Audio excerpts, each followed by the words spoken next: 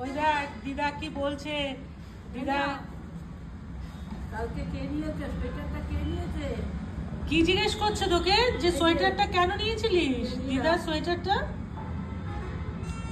হ্যাঁ, এখন তুমি বসে রয়েছো দিদার এখানে খাবে বলে। না তুমি কি বলেছো? হ্যাঁ, কি নিয়েছো? জামা নিয়েছো? কি বলছে দিদা, কি বলছে কি? না প্রসাদ দেবো, প্রসাদ দেবো। বসো বসো। আমি তো বসেই রয়েছি, তুমি তো খেয়েই যাচ্ছ প্রসাদ, আমায় কোথায় দিচ্ছ? বসো বসো। ঠিক ঠিক। হ্যাঁ, তুমি কেন নিয়েছো? কেন নিয়েছো? কেন নিয়েছো? আচ্ছা দেবো। সোয়েটার। ও বলতে চাইছে আমি ওটা নিয়ে তোমার কাছে যাচ্ছিলাম, তুমি ঠান্ডায় শুধু চাদর গায়ে দিয়েছিলে তাই সোয়েটারটা নিয়ে যাচ্ছে, তাই না রে কটন? কোথায় যাচ্ছিস কটন? কটন এদিকে এসো, এদিকে এদিকে এসো, এদিকে এখন দিদা এখন মেজাজের সিন্নি খাচ্ছে। বসো। বসো দিদা মেজাজের সিন্নি খেয়ে যাচ্ছে, মিষ্টি গুড়। আর আমাদের হেমলু বাবু বসে রয়েছে, আর আরেকজন ওয়েট করছে কখন পাপা ঢুকবে। এদিকে আয়, ওখানে ঠান্ডা আছে ক্যান্ডি, এদিকে এসো এসো ক্যান্ডি, কাম ক্যান্ডি, গুড গার্ল। দেখো কেন কেন নিয়েছো? কে বলেছিল? কোথায় যাবি?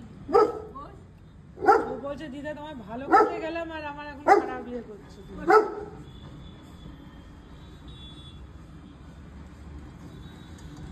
ওটা তোমার খাবারের নয় কটন, ওটা খাবারের নয়। মিষ্টি মিষ্টি জিনিস দিদাও খেয়ে চলেছে। আহা,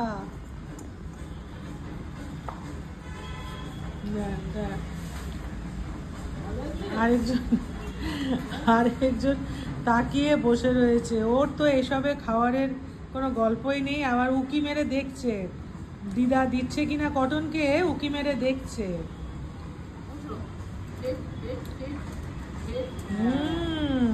সব কথা শুনবে এখন।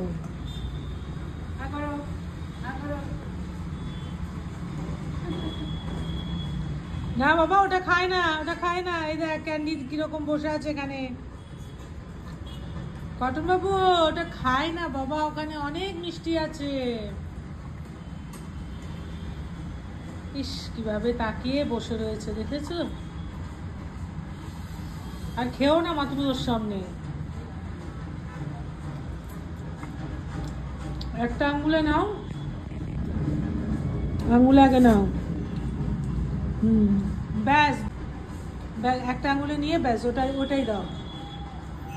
হ্যাঁ ব্যাস হয়ে গেল, সত্যনারায়ণের সিন্নি খাওয়া হয়ে গেল। কটনে ক্যান্ডি এখানে উকি মারছে, ক্যান্ডি এখানে বসে বসে উকি মারছে। ভালো লেগে যাবে।